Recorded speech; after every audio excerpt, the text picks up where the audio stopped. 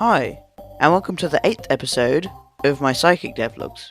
I'm sure you know what Psychic is by now, but if you don't, you can always check out my older videos. Anyway, so let's get started. So I'm starting off with my tutorial scene that I made in like episode 3, and look at this. This is about the ugliest thing I've ever seen. Look at this. Each individual ground bit is its own cube. What was I thinking? So now, with my current knowledge of Blender, I will attempt to recreate the map entirely in Blender. And all I did to make the sloped edge is have a plane, extrude up the edges and bevel them. And now we have this. It's very nice, much better than the old one at least. I even preemptively split this platform into two. And after it's in the game, you can already see how much of an improvement it is. Even better, now I'm finally adding those skyboxes I downloaded, and look how good this looks. Now I'm back to the title and making it so that when you press play, instead of going to a cutscene, and then to the street, and then the dream plays, when you press play, it just sends you straight to the tutorial dream. Because what's the point of going all this way through the street and the dream place and the doors and whatnot, and only then getting to the tutorial that teaches you how to play? So I did that, and as you can see, I'm going through the tutorial, I'm getting to the tour, and I don't fall through the ground this time, and the door actually has an interact sign on it. When you press tab on the door, it sends you to the beginning, but everything is slightly different. The skybox is darker, the grass is off, the wood is redder. So you get to the door, and yet again, I press tab, and I'm sent to the beginning. And yeah, you get to the end this time, and you think, oh boy, I wonder what's on the other side of the door this time. Oh, I bet it's something really bad. Oh, I wouldn't want to know what's on the other side of that. Oh well, let's go. And then you drop through the floor and die. Not really though, you just get sent to the cutscene. And in that cutscene, you have your player talk about a nightmare, which is the one you just played through.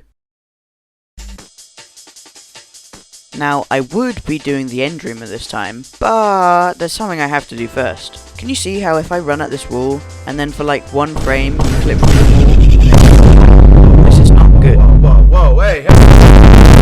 On one occasion, I was going so fast that I just entirely clipped through the wall. So for a good month, I was trying to find a fix for this, but nothing. It probably didn't help that recently before this, I saw a really cool video by this guy called Mythic Legion about remaking his first game, which I am patiently waiting for the next video about. And in that video, he says something about using a raycast between physics updates to detect when a fast moving object hits a wall or something, and using a sphere cast if the fast object is too big for a raycast. Meanwhile, I interpreted this as, yes, I must use capsule cast for my player.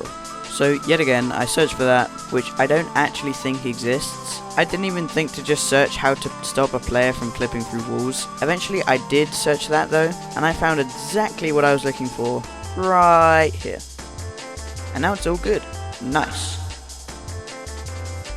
Another problem is that, look at the floor here. You can see a clear line where the texture gets substantially worse. This is yet another thing that took like a whole day to figure out, and as like before, the situation was right here. There's so many problems I have in Unity that I fixed with just one button. I could even make a video about it, which I will. By the way, I fixed the problem, and now it's also nice.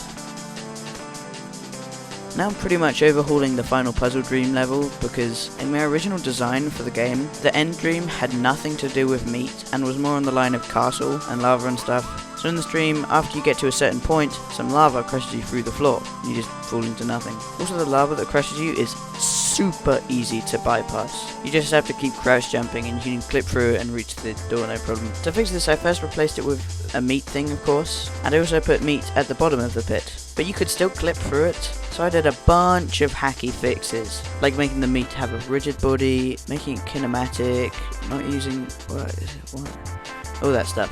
And now, I don't know how, but it works. I'm not gonna question it.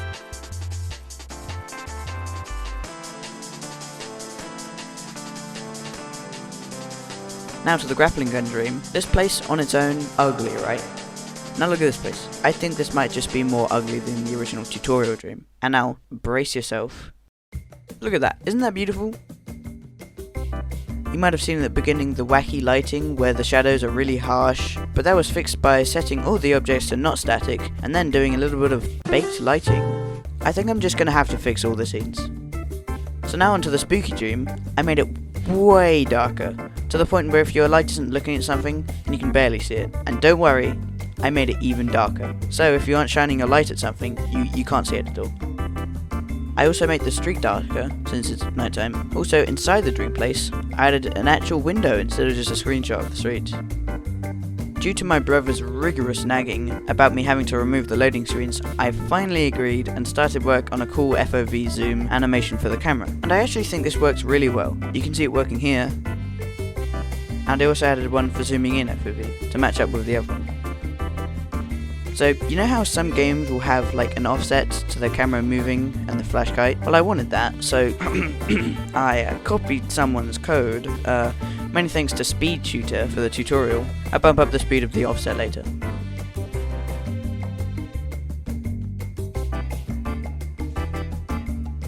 While I'm here, I might as well change the outside area as well. I'm gonna cut this short. Basically, I replaced all the walls with a chain link fence and that was good. Also, while doing this, I learnt that you can, in fact, extrude edges.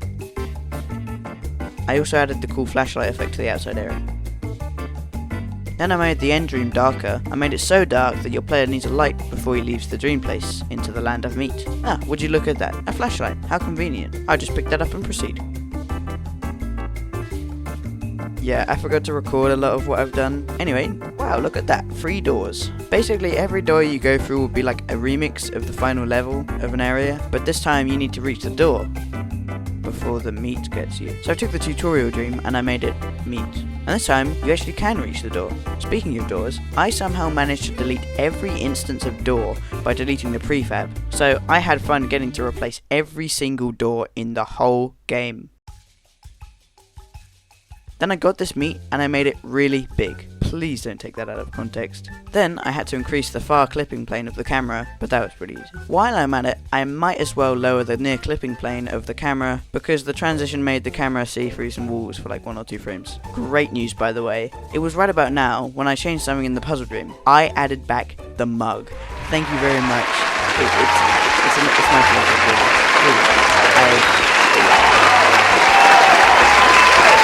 By the way, since the spooky dream was rather a bit too long to be playtesting the final part of it, because to see something had changed in the final part, I'd have to play through like a whole 3 minutes of game just to see something that like didn't work and have to do it again. So I had this little secret where if you enter these triggers in a certain order, you can skip a bunch of it. So back to the end dream. I added the whole press tab to enter stuff, and also a locked thing to the others. Yeah, you just gotta believe here that I'm pressing tab on these other doors, because I am. By the way, I added a cutscene to the first meat area.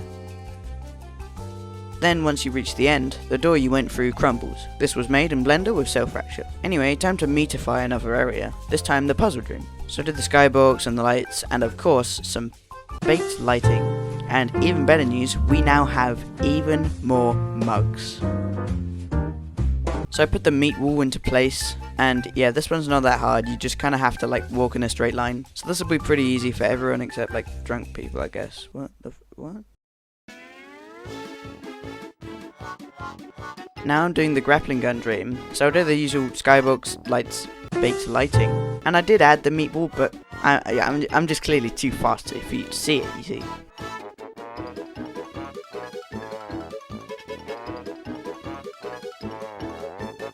So now that's all the doors. I turn around and you see one final door.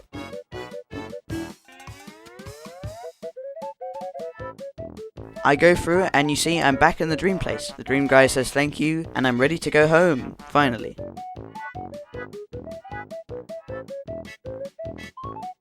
And that's it, credits roll, as the game has finished. But I am not finished with the game. You see, I still have to add sounds. Oh no. Oh. That'll be it for this video. This actually took way less time than expected.